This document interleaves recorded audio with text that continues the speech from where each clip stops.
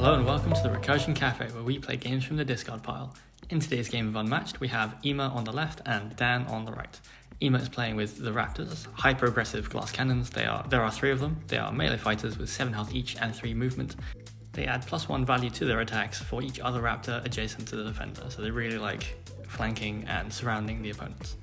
And Dan is playing Little Red, a melee fighter with 2 movement and 14 health, with a psychic called the Huntsman, who is ranged with 9 health, which is pretty beefy. And she does a lot of tricks with the cards in her basket, which is basically her discard pile. So whichever icon is at the top of the discard pile is indicative of what effect that Little Red might want to play next. So Ema will start by working things out. He'll move each of his Raptors up to 3 spaces and gain an action. So this is a pretty good start, and he allows him to get the high ground there, facing down the Huntsman, who's decided to be in a forward position. I think Dan wanted the Huntsman to buffer for Little Red, but this might be pretty painful for him. It looks to be a 5 value Clever Girl into a wolf skin. So Dan will get to draw 2 cards, but that's 3 damage through to the Huntsman from that Raptor up on the high ground.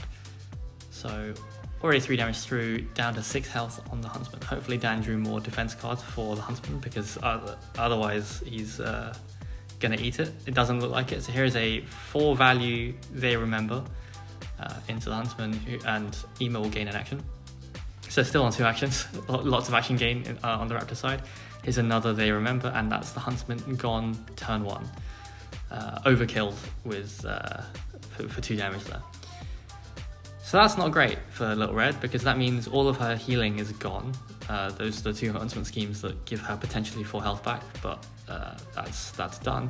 And that means that Dan doesn't have a ranged fighter to threaten the Raptors from across the map. And so now Ema disengages and double maneuvers, because he still had 2 actions, and just spreads out across the map, leaving Little Red to figure out what she wants to do. It's a pretty rough opening for Dan. Ema kind of capitalizing on the strengths of the Raptors there, being hyper aggressive and action gaining to be able to chain attack someone to death. So there was the Huntsman there. And here's an attack from Little Red after walking into the woods, and it's a what big eyes you have into a decoy. So the defender resolves first, so that immediately will trigger, bringing a Raptor to surround Little Red, but then I believe all effects fire on the what big eyes you have, and that's 3 damage through and the effect cancelled, and the value nullified. Ema finally gets his health dials out, so there it is. That's 4 damage through to one of the Raptors, especially with the high ground. That's 4 value. That was 4 value attack. So good positioning from Dan there. Here's a Retaliate, and it's a disengage into a wolfskin. That's a 5 value disengage. So again, 3 damage through to Little Red, who will draw 2 cards. And that Raptor would just get to leave, go into the high ground, and then Ema will just maneuver away. He has the advantage in he can afford to just kind of back away and draw up more cards to prepare for another burst turn, most likely. Currently, Little Red has to do another 17 damage through to the Raptors to kill them, while she has 11 health only. If she can take out one Raptor, I think that goes a long way, because the Raptor's strength decreases dramatically once you take one of them out. And she's going to try. She boosts with a Huntsman card, and it's a Stones in the Belly into a Feint. That was an unfortunate cancel for Dan. It would have been good taking a card out and also dealing more damage, but it wasn't to be.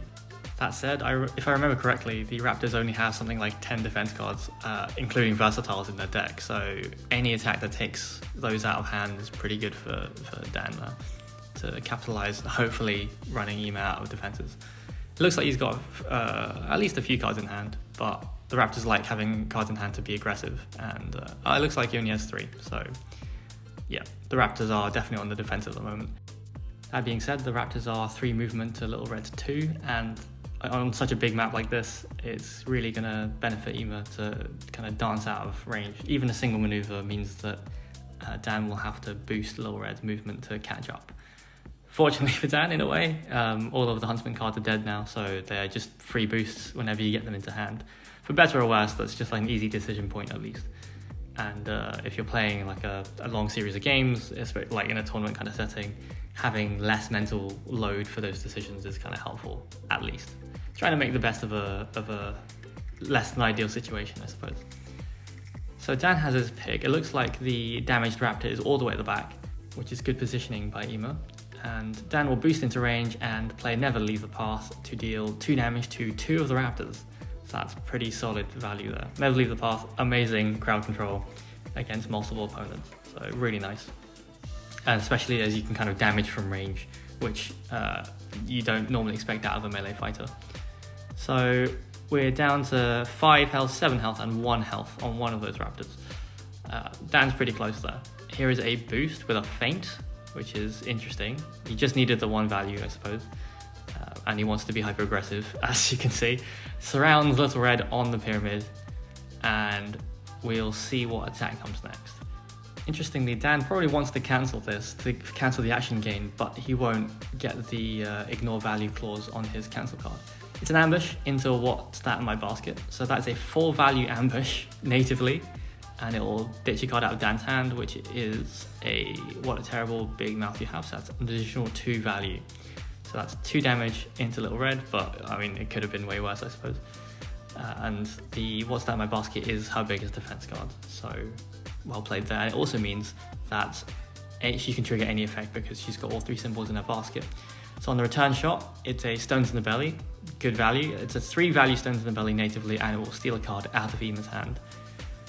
I presume he's going for the weakened Raptor, but we'll find out in a minute. Takes an Eviscerate out of Ima's hand. So that's an amazing pull. So the damage goes through, but crucially it's a potential 7 value attack out of Ima's hand. And having bust through the blockade, Little Red will boost out of there with a Huntsman card. So yeah, only 1 card in hand at the moment, but Ima's on low hand count as well. It's been a very aggressive game, and he'll just back off. He doesn't want to engage just yet. So Dan will maneuver and boost with a what large hand you have, and just sprint to the other side of the map. So 2 cards in hand for Dan. Emo will boost in and flank Little Red. And here is a Clever Girl into what's that in my basket. So it's a 4 value attack into a 4 value defense, but there is an action gain there, which is important. And this could be dangerous for Little Red, who has 1 card in hand. There is no defense, and it's an Eaten Alive for 5 value, and it deals 1 more damage to the opposing fighter because they're adjacent to the Raptors. So that's a straight 6 damage through to Little Red, bringing her down to 3. It's not looking great on Dan's side. Can he pull it out? He's got 3 cards in hand, and he would just simply take a step away to force Emo to maneuver if he wants maximum value. Here is another attack. It's defense. It's an ambush into a Wolfskin. So that's a 3 value ambush. And if Dan has cards that don't have a boost value of 1, I think he concedes it. There it is. There's a boost value of 2. That brings Little Red to 0. That's pretty unfortunate. And yeah, Emo had more attacks to follow up as well with another Eaten Alive. So that's game right there. I think that was a really tough start for Dan. Putting the Huntsman there was probably not ideal, given that even if Emo rushed forward and hit Little Red, a Raptor would have had the high ground, but there would only have been one of them which wouldn't trigger the Raptor's effect, and then Dan probably had more Little Red defenses in hand than he had Huntsman defenses. But hindsight's a great thing. Thank you everyone for watching. See you next time.